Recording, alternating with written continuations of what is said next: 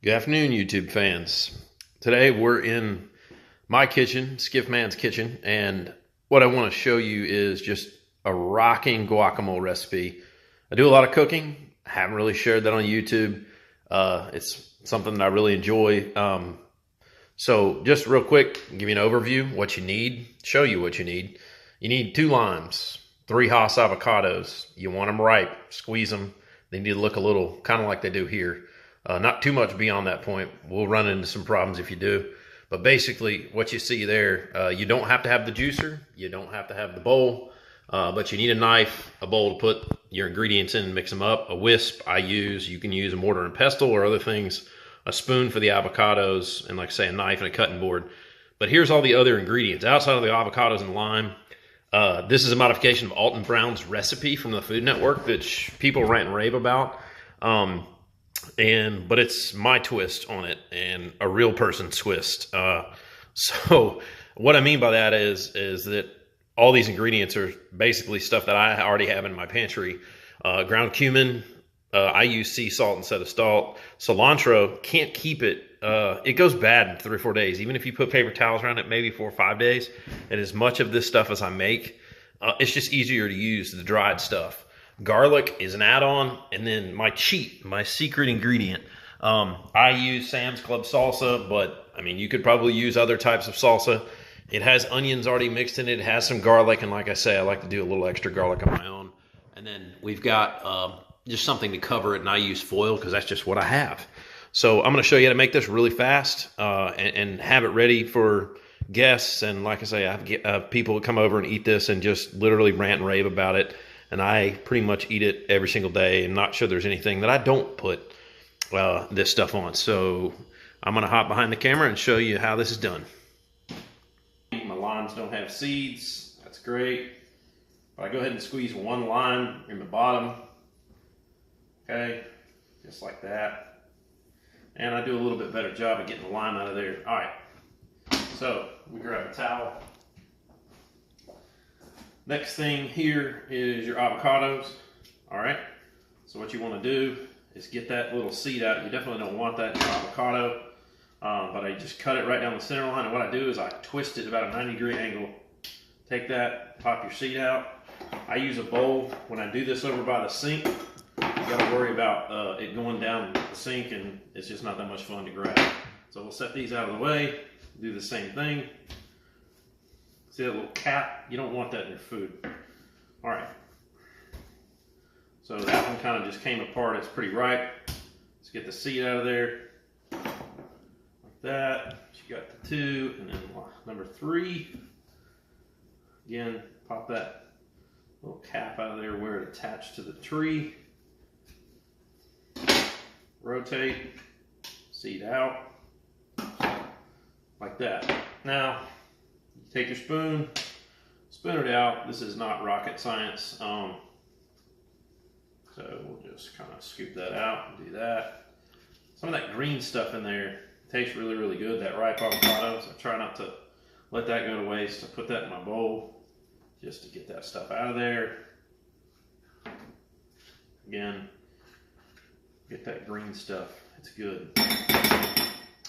I don't know what the nutritional value is. I just know that that's what I do every time. All right. Get that. Ooh, got a little brown stuff. See, that happens. Ooh, well, it'll be all right. It's good for you too. Get that out of there. All right. Again, there's a fine line with ripe avocados in your timeline. I've had these for 3 days and they're ready. They're definitely ripe. All right. Oops, got a little thing in there. Let's see. There we go. Got a little brown stuff right there. Get rid of that. Grab the green. And we're almost done. All right. So now, once you get all the avocados in here, why did you put the lime in there? Something I didn't know. Well, it keeps your avocado from turning brown so quickly. I use a whisk. You can use a mortar or pestle, but I basically just kind of grind it up, get it into really small pieces. If you like chunks, you're probably done about, right now, I'm not a big fan of the avocado chunks. That's just a preference. So I kind of take it and run with it a little bit. So you'll see me doing this extra stuff right here. I'll just take my finger and go like that. Get that out of there. Do it again.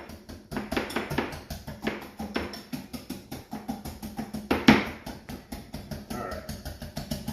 That should be good. Might have a chunk or two in there. Alright, so one thing you can do, you'll get avocados flying across the room. Just stick your finger in there. Shake it. Like I said, you can use other things. That's pretty much it for that. I'll take a little bit of my excess and kind of do that number. The reason why I do that is I mentioned I use dry ingredients over here. I use dry cilantro. Well, use the lime juice, get to the cilantro. So if you put a little bit, maybe like right there, and I can do this here. So I've got the second lime, and you can use more if needed. So ingredients. I'm going to start with this because I want it to absorb into that lime as quick as possible.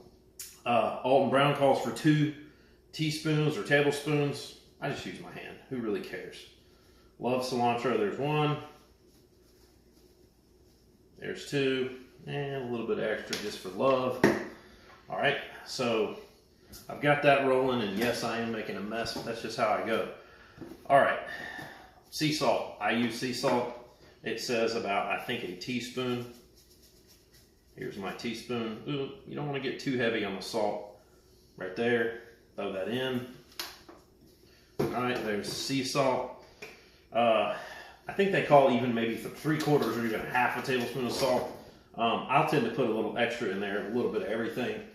All right, cumin that I just threw all over the counter. I think they call, cumin gives it the body. It's probably about a hefty teaspoon worth. All right, so we've got that. Now, as far as garlic and why I do this, all right, secret weapon, Sam's Club salsa, which is pretty good and pretty fresh all by itself. This is where I differ from Alton Brown a lot. I don't put jalapenos in there because I have a lot of people that are sensitive to that. I'll take my spoon, wipe it off, and I'm gonna stick it in the garlic, all right? So I'm thinking that's about a clove, and that's probably good enough. Much more than that, and it gets pretty heavy, but you know, whatever. All right, so I got that. Oops. So there's my quote-unquote fresh garlic. You could probably press it and get a lot better results. Now, the salsa already has garlic in it. It has onions, it has cilantro, so it's got a lot of the stuff that they tell you to put. I've got fresh tomatoes sitting over here. I don't have time for that. I got 4 kids and a wife, so I'm gonna just say, I don't know, 4 nice heaping teaspoons, maybe even 5, it won't hurt, of salsa. You can add tomatoes to this, and of course you could put all kinds of extra fresh stuff that's already included in here, but why reinvent the wheel if you have other things to do? And if you eat as much as I do, you don't have time for that. So now, basically what I'm gonna do is stir it up. So let everything kind of mishmash together. I can tell everything's looking pretty good. Consistency wise, that's really it. Now, at the end, one step that, and this is Alton Brown's idea, not my own, this is me stealing it, is to top it with the lime juice for reasons I already mentioned. So we had some in there while we were doing all this. And again, you can do like a half of a jalapeno pepper. You can do fresh onions. And that actually really, really helps this situation. Something that I do just to conserve time. Let's see if I've got it yet. Fresh onions. I don't suggest this method, but again, I'm in a hurry and I got things to do. They say 1 medium onion or maybe even a half. These have water in them because they're frozen, but again, I don't have time. So I put a little extra. That's just something I add. We're kind of a fan of those. So a medium onion, that's probably about half of one. Again, I'm gonna stir it up a little more. And then how you top it off, and I could clean up my station, but I won't, because this is really how I do it in real life. So that's really it. And then what you're gonna do is squeeze the other lime on top of this, let it sit at room temperature for an hour. But for the most part, when I start making this, the wolves start coming and they start eating it, and we don't make it 5 minutes, let alone an hour. But that flavor really does set up really good. Ooh, man, we need a sharpener on that bad boy. All right, so again here, just topping it off, and I smooth the surface of it out, just kind of get even, consistency. But I'm not even going to put that whole one because I've got plenty on the surface here. Just going to kind of smooth that out, make sure it gets covered. But that will not turn brown. And what is something I learned throughout this process of doing Whole 30, which is where this came from, is that if you do that step right there, just that one little top step, you're going to save yourself, at least it'll keep for an extra day or two, whereas opposed to 24 hours or 12 hours or a few hours later, it gets all brown. But that is it.